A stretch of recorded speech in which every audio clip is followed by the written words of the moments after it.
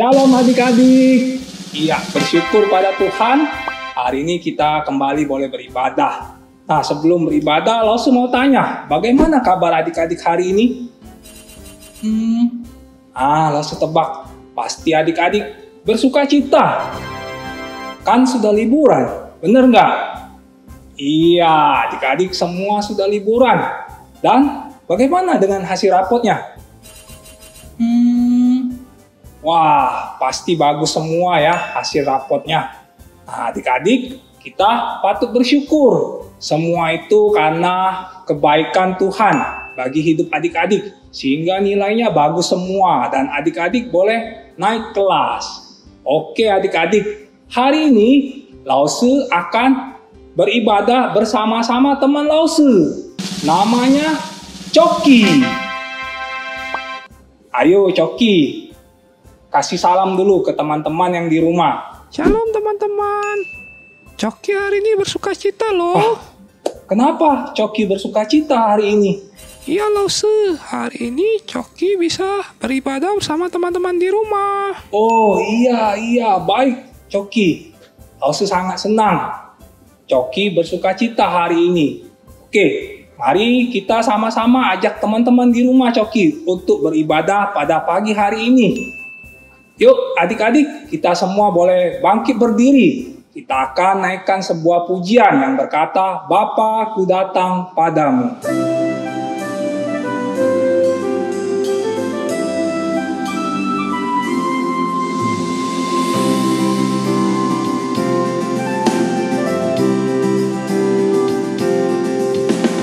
Bapa ku datang padamu, naikkan ucapan syukur atas kasih anugerah-Mu yang indah setiap hari. Pagi hari, siang hari, sore dan malam hari, tak hentinya mengucap syukur atas kebaikan-Mu.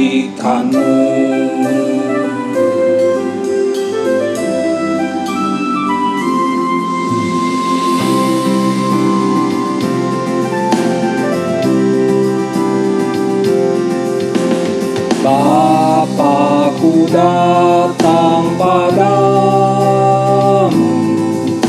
naikkan ucapan syukur atas kasih anugerah-Mu yang indah setiap hari. Pagi hari, siang hari, sore dan malam hari, tak hentinya mengucap syukur atas kebaikan-Mu. Pagi hari, siang hari, pagi hari, siang hari, sore dan malam hari, tak hentinya mengucap syukur atas kebaikan-Mu.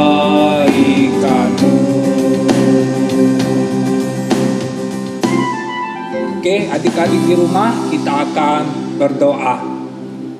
Bapa kami yang di surga, kami bersyukur Tuhan, pada pagi hari ini kami kembali boleh beribadah bersama-sama. Kami bersyukur ya Tuhan, kami boleh melewati satu masa sekolah dan kami boleh memperoleh hasil yang baik, sehingga kami boleh semuanya naik kelas. Ya Tuhan, kami sebentar mau beribadah. Tuhan berkati ibadah kami ya Tuhan, dari awal, pertengahan, hingga akhir. Terima kasih, dengar seru doa kami. Di dalam nama Tuhan Yesus, kami bersyukur dan berdoa. Amin. Baik adik-adik di rumah, boleh kembali duduk. Nah, Coki, langsung mau tanya ini. Iya, di dalam hidup Coki, apakah ada seseorang yang merupakan penolong setia bagi Coki? Mungkin papa dan mama, Lause. Iya, tidak salah Coki. Tetapi sebenarnya di dalam hidup kita ada seorang penolong yang setia Coki. Dia rela mati bagi hidup semua manusia. Dia mati untuk menebus semua dosa kita Coki. Nah, jadi penolong yang setia itu adalah Tuhan Yesus Coki. Oh iya Lause, Tuhan Yesus. Oke Coki, kita saat ini akan memuji Tuhan kembali. Kita ajak adik-adik di rumah untuk menaikkan sebuah pujian yang berkata, Yesus itulah satu-satunya penolong kita.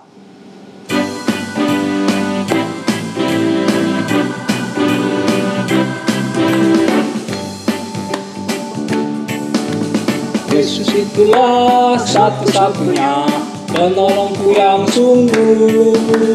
Dia berjanji akan kembali angkat kita semua. Oh haleluya, puji Tuhan, rupamu besar di surga. Oh haleluya, puji Tuhan, rupamu besar di surga.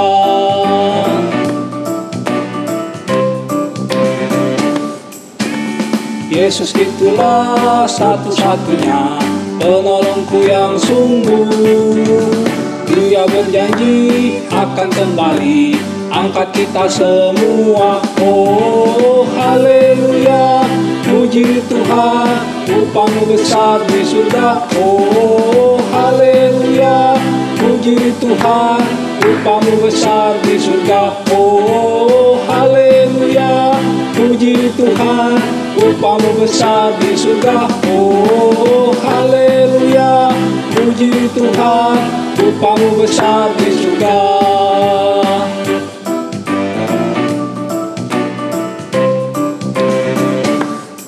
Dari terbit matahari sampai pada masuknya, biarlah nama Tuhan dipuji. Dari terbit matahari sampai pada masuknya, biarlah nama Tuhan dipuji. Puji Tuhan, puji Tuhan.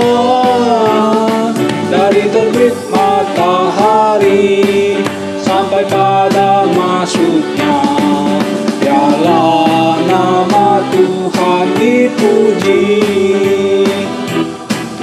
Biarlah nama Tuhan dipuji.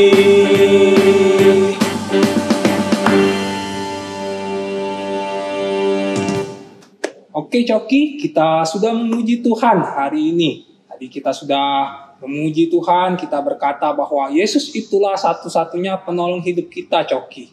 Saat ini kita akan mendengarkan firman Tuhan, Coki. Siap Lause. Wah, baik sekali Coki. Coki sudah bawa Alkitab dan sudah siap untuk mendengarkan firman Tuhan. Kita mau ajak teman-teman kita yang di rumah, Coki. Adik-adik di rumah, boleh persiapkan hati. Kita mau mendengarkan firman Tuhan. Mari kita sama-sama naikkan pujian Ajarku Mengerti.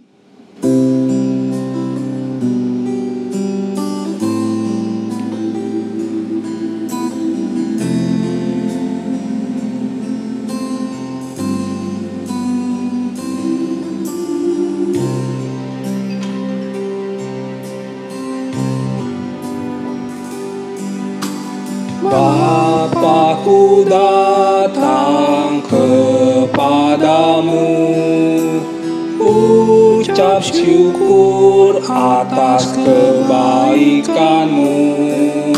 Sekarang Ku buka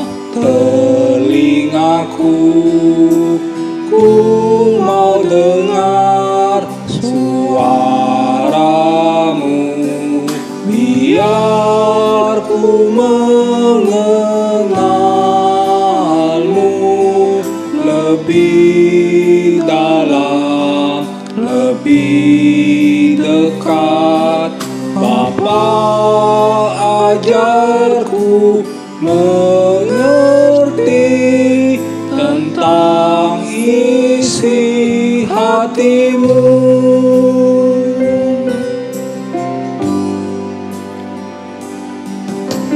Bapa, ku datang kepadamu, ucap syukur atas kebaikanmu. Sekarang ku buka telingaku, ku mau dengar suaramu. Biar ku mengenalmu lebih dalam, lebih dekat. Bapa, ajarku mengerti tentang isi hatimu.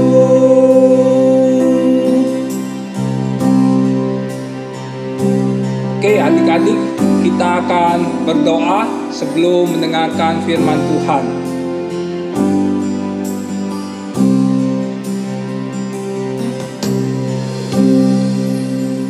Tuhan Yesus, terima kasih sebentar kami mau mendengarkan firman Tuhan. Tuhan berkati Elsie Johan yang akan menyampaikan. Berkati juga kami semua yang akan mendengarkan firman Tuhan. Kiranya firman Tuhan ini menjadi berkat dan kekuatan bagi hidup kami. Terima kasih ya Tuhan. Di dalam nama Tuhan Yesus kami berdoa. Amin.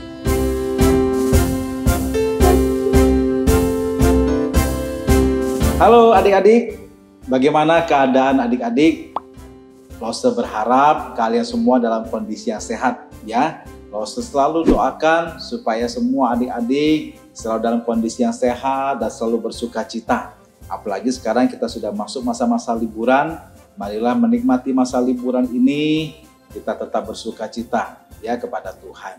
Nah saat ini kita mau mendengarkan cerita firman Tuhan ya. Tadi kita sudah sama-sama memuji Tuhan, kita sudah sama-sama berdoa, sekarang waktunya kita mau mendengarkan firman Tuhan. Kita mau mendengarkan Tuhan mau berbicara kepada kita. Adik-adik tahu tema kita hari ini adalah jangan sombong. Nah, ngomong-ngomong tentang sombong, Lose jadi ingat cerita tentang kapal Titanic. Nah, siapa yang tahu kapal Titanic? Atau mungkin pernah dengar kisahnya gitu ya. Nah, adik-adik tahu nggak? Titanic itu adalah salah satu kapal termewah pada zaman itu. Dan kapal ini banyak dikenali orang pada akhirnya di seluruh penjuru dunia akibat peristiwa dari tragedi yang menimpa kapal tersebut. Nah, kapal mewah dan terbesar di kala itu adalah hasil buatan atau hasil mahakarya dari rancangan arsitek kapal yang bernama Thomas Andrew. Ya, beliau ini adalah arsitek yang terkenal sangat detail sekali ketika dia bekerja atau ketika dia berkarya. Tentu Thomas Andrew ini adalah orang yang luar biasa pintar adik-adik, yang bisa buat kapal berukuran sangat besar di masa itu, di awal-awal abad ke-19, di mana waktu itu teknologi masih sangat terbatas adik-adik. Ya. Nah, sebelum kapal itu berlayar, Thomas Andrew ini pernah diwawancarai ya dengan sebuah pertanyaan, seberapa aman kapal ini berlayar di Samudra Atlantik. Nah, dengan sombong Thomas ini menjawab, dia berkata begini adik-adik. Dia menjawab bahwa tidak ada yang bisa menenggelamkan kapal ini, bahkan Tuhan sekalipun. Wah, coba kalian dengarkan ya dari jawabannya. Dia bilang tidak ada yang bisa menenggelamkan kapal ini, bahkan Tuhan sekalipun. Tetapi adik-adik tahu apa yang terjadi? Ya, tanggal 10 April 1912, disitulah kesombongannya ini diuji.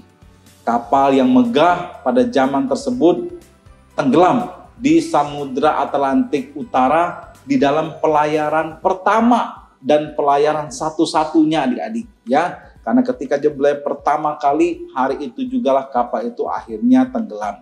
Kapal itu berangkat tanggal 10 April, tujuannya adalah dari Southampton, Inggris dan ingin berlayar ke New York di Amerika Serikat. Jadi kapal itu sempat berlayar selama 4 hari, tanggal 10 dia berangkat dan pada tanggal 15 April dini hari kapal itu tenggelam. Ya, apa yang menyebabkan kapal itu bisa tenggelam? Adik-adik tahu kapal ini menabrak gunung es. Dan gunung es itu adalah buatan Tuhan. Ketika kapal ini menabrak gunung es itu, lambung kapal atau bagian bawah kapal itu sobek dan akhirnya air itu masuk ke dalam kapal. Pelan-pelan kapal itu terisi air, lalu akhirnya tenggelam. Nah, adik-adik, dari sini kita belajar bahwa jangan jadi orang yang sombong, gitu ya. Kapal yang begitu besar, yang katanya tidak mungkin tenggelam, ternyata tenggelam di hari pertama kapal itu berlayar. Nah, adik-adik, ya, Tuhan itu menciptakan kita ini manusia, pasti punya maksud dan tujuan. Misalnya, kita ini diberi kepandaian, ya, atau diberi talenta, bisa menyanyi, bisa menari, atau bisa melukis. Kita harus tahu bahwa semua itu adalah dari Tuhan. Dan pasti ada maksud Tuhan memberikannya kepada kita. Nah, kita tidak boleh menyalahgunakan kelebihan yang Tuhan berikan supaya kita menyombongkan diri. Karena semua itu Tuhan yang berikan kepada kita. Bakat, talenta, dan lain-lain. Ya, kita tidak boleh menyalahgunakan kelebihan kita itu untuk menyombongkan diri. Nah, bicara tentang menyombongkan diri, gitu ya. Kalau saya mau cerita tentang seorang raja yang diceritakan di Alkitab. Raja yang menyombongkan dirinya. Firman Tuhan kita hari ini diambil dari kitab Daniel pasalnya yang keempat. Ayatnya yang ke-28 hingga ayat 37. Ya, nah, saya akan ceritakan bagaimana kisahnya sesuai dengan Daniel 4 ayat 28 sampai 37 ini. Nah, adik-adik, Nebukadnezar. Dia adalah seorang raja yang sangat berkuasa di Babilonia pada waktu itu. Jadi Tuhan memakai ya Raja Nebukadnezar ini dengan bangsa Babilonia untuk menghukum bangsa Israel. Jadi bangsa Israel termasuk Raja Utara dan Selatan semuanya takluk di bawah Raja Nebukadnezar. Nah, suatu hari ya Raja Nebukadnezar ini ia sedang berada di dalam istananya. Dan ketika dia sedang berjalan di depan istananya, sambil dia mengagumi kemegahan kerajaannya, betapa luasnya daerah jajahannya, ia menyimpulkan bahwa semuanya itu bisa terjadi semata-mata karena pekerjaannya, karena kehebatannya. Dan semua ini adalah untuk kemuliaannya sendiri. Adik-adik tahu bahwa di Daniel pasal 3, dia membuat sebuah patung dirinya. Dan dia membuat peraturan semua orang harus menyembah patung itu. Jadi, kalau saya berpikir ketika dia sedang berjalan-jalan di istananya, lalu dia juga melihat patungnya yang begitu besar, dia begitu merasa bangga. Ya, dia melihat semua ini adalah karena pekerjaannya. Dan memang dia harus dimuliakan. Nah, saat itulah ya, dia waktu itu berkata, bukankah itu Babel yang besar itu?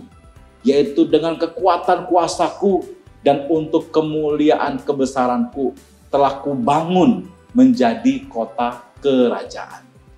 Dan pada saat dia ngomong itu, adik-adik, suatu suara terdengar dari langit. Suatu suara yang mengatakan begini, kepadamu dinyatakan, ya Raja Nebukadnezar, bahwa kerajaan telah beralih daripadamu. Engkau akan dihalau dari antara manusia, dan tempat tinggalmu akan ada di antara binatang-binatang di padang. Kepadamu akan diberi makanan rumput seperti kepada lebu. Dan demikianlah akan berlaku atasmu sampai 7 masa berlalu. Sehingga engkau mengakui bahwa yang Maha Tinggi berkuasa atas kerajaan manusia dan memberikannya kepada siapa yang dikehendakinya. Ya. Jadi saya ulangi, sehingga ia bisa mengetahui bahwa yang Maha Tinggi berkuasa atas kerajaan manusia dan memberikannya kepada siapa yang dikehendakinya. Dan ketika perkataan itu selesai, saat itu juga terjadilah sesuai dengan perkataan itu atas Raja Nebukadnezar. Ia dihalau dari antara manusia dan ia menjadi seperti binatang, lalu ia makan rumput, adik-adik, seperti lembu. Lalu tubuhnya itu basah oleh embun dari langit. Lalu rambutnya itu menjadi panjang gitu ya, karena waktu yang cukup lama, tadi dikatakan 7 masa berlalu gitu ya. Jadi rambutnya menjadi panjang seperti bulu burung Raja Wali dan kukunya pun seperti kuku burung gitu ya. Adik-adik bayangkan, ia yang tadinya adalah raja yang gagah, tiba-tiba jadi seperti binatang. Tidak punya lagi wibawa, tidak punya kekuasaan. Bahkan untuk ngomong atau berjalan saja dia susah. Ya, bagaimana dia bisa memerintah atau dia bisa berkuasa. Tetapi setelah beberapa waktu ia dikembalikan lagi seperti sedia kala. Dan ketika ia dikembalikan seperti sedia kala, dari situlah dia belajar sesuatu yang sangat penting. Ya, Nebukadnezar berkata, pada waktu akal budiku kembali kepadaku, kembalilah juga kepadaku kebesaran dan kemuliaanku untuk kemasyhuran kerajaanku. Jadi sekarang aku, Nebukadnezar, memuji, meninggikan, dan memuliakan Raja Sorga. Ya, jadi bukan lagi dirinya, tapi dia memuji yang maha tinggi, Raja Sorga, yang segala perbuatannya adalah benar dan jalan-jalannya adalah adil, dan yang sanggup merendahkan mereka yang berlaku congkak. Jadi singkat ceritanya, Nebukadnezar ini setelah dia diubah menjadi seperti binatang, lalu ketika dia dikembalikan lagi, dia menyadari bahwa ada yang lebih hebat daripadanya, yaitu yang maha tinggi. Gitu ya. Nah, adik-adik, dari kisah Raja Nebukadnezar ini, kita tahu bahwa Tuhan itu tidak suka dan Tuhan itu menolak orang yang sombong. Karena semua yang dimiliki oleh manusia itu adalah daripada Tuhan, adik-adik. Jadi adik-adik, ya misalnya seperti kita juga di sekolah, ya pasti kita pun juga punya teman-teman di kelas kita yang punya kemampuan dan kelebihan yang berbeda-beda, ya. Dan semua itu daripada Tuhan. Ada yang mungkin pintar menghafal, ada yang mungkin pintar membaca, cara membacanya bagus, dia bisa berpuisi. Ada lagi yang lain pintar menulis, masing-masing mempunyai kelebihan yang berbeda. Jadi kita tidak boleh untuk membanding-bandingkan dengan teman-teman kita. Membandingkan diri kita dengan orang lain atau membandingkan orang lain dengan orang lain. Ya, justru kita harus mensyukuri segala apapun yang Tuhan sudah berikan dan kita bisa gunakan kelebihan kita untuk membantu teman-teman kita yang mungkin tidak punya kelebihan sama seperti kita. Jadi adik-adik, jika Tuhan memberi kita kepintaran, kita tidak boleh sombong kepada teman-teman kita. Terlebih lagi, jangan pernah sombong di hadapan Tuhan. Ya, ingat tadi kisah kapal Titanic, lalu kisah Raja Nebukadnezar. Ya, jadi sekali lagi, kalau ditanya Lose, apa sih yang bisa kita lakukan supaya kita tidak sombong? Ingat baik-baik. Yang pertama, kita harus punya kerendahan hati, gitu ya. Yang kedua, kita bersyukur kalau Tuhan sudah berikan kita kelebihan. Yang ketiga, jangan menilai orang dari penampilannya. Yang keempat, harus punya hati berbagi buat sesama. Dan yang kelima, kita berteman jangan suka pilih-pilih. Ketika kita lakukan ini, maka kita pasti tidak akan menjadi orang yang sombong. Jadi ingat ya adik-adik, marilah kita punya hati yang tidak sombong dan kita gunakan apa yang Tuhan berikan kepada kita untuk memuliakan Tuhan. Setuju? Ya. Nah, firman Tuhan untuk minggu ini sampai di sini. Kalau saya mau membagikan kepada kita semua ayat hafalan untuk minggu ini, gitu ya. Yang berkaitan juga dengan pembelajaran kita.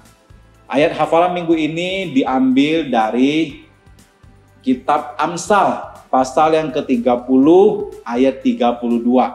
Bunyinya, bila engkau menyombongkan diri tanpa atau dengan berpikir, tekapkanlah tangan pada mulut. Firman ini ingatkan kita supaya kita betul-betul jangan menjadi orang yang sombong. Oke, ya. Sekarang semua ajak kita semua untuk bersama-sama kita berdoa. Mari kita berdoa. Tuhan Yesus, kami bersyukur kalau hari ini kami boleh kembali mendengarkan firman Tuhan yang sudah disampaikan. Hari ini kami belajar bahwa Tuhan itu tidak suka dan Tuhan itu menolak orang-orang yang sombong. Karena setiap manusia itu adalah ciptaan. Apapun yang mereka miliki semuanya adalah daripada Tuhan. Maka manusia tidak punya hak untuk menyombongkan diri. Jadi biarlah hari ini kami belajar bahwa kami selalu menjadi pribadi yang rendah hati. Sejak kami dari kecil ini kami belajar menjadi pribadi yang rendah hati. Kami memandang bahwa semua yang kami miliki datangnya daripada Tuhan. Kami harus mensyukurinya dan apa yang Tuhan berikan ini harus kami gunakan untuk jadi berkat dan supaya bisa memuliakan Tuhan. Terima kasih Tuhan untuk firman Tuhan hari ini. Kami mau menjadi anak-anak yang boleh menjadi berkat dan ketika kami punya kelebihan, kami gunakan itu untuk memuliakan Tuhan.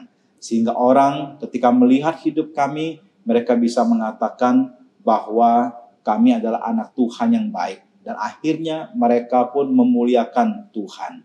Inilah doa kami ya Tuhan. Bantulah setiap kami supaya firman Tuhan ini bisa selalu kami ingat. Sehingga kami bisa terus melakukannya. Terima kasih Tuhan Yesus. Di dalam nama Tuhan kami Yesus Kristus. Kami berdoa, kami memohon dan kami bersyukur. Amin.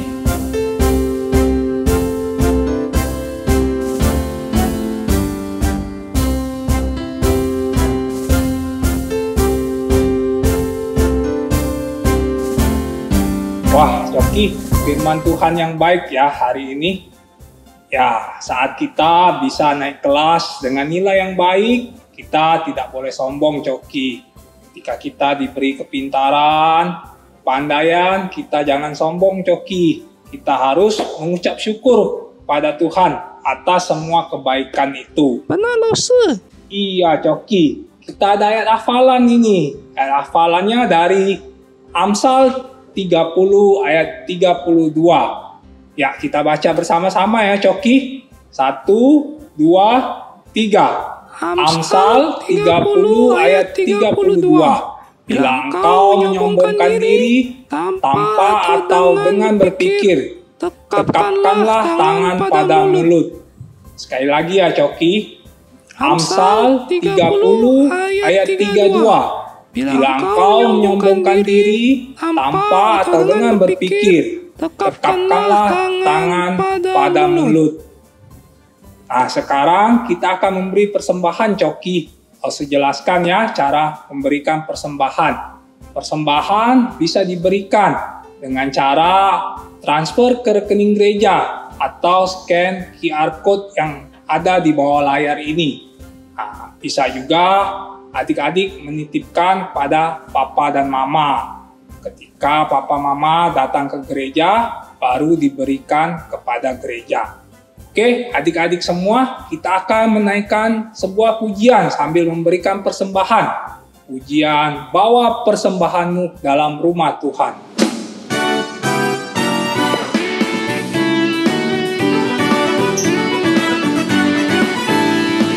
Bawa persembahanmu dalam rumah Tuhan dengan rela hatimu, janganlah jemu.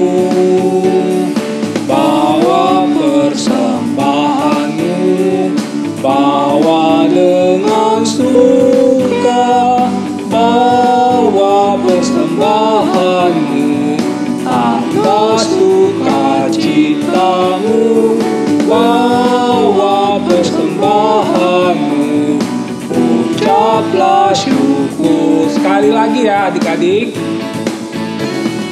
Bawa persembahanmu dalam rumah Tuhan dengan rela hatimu, janganlah jemu.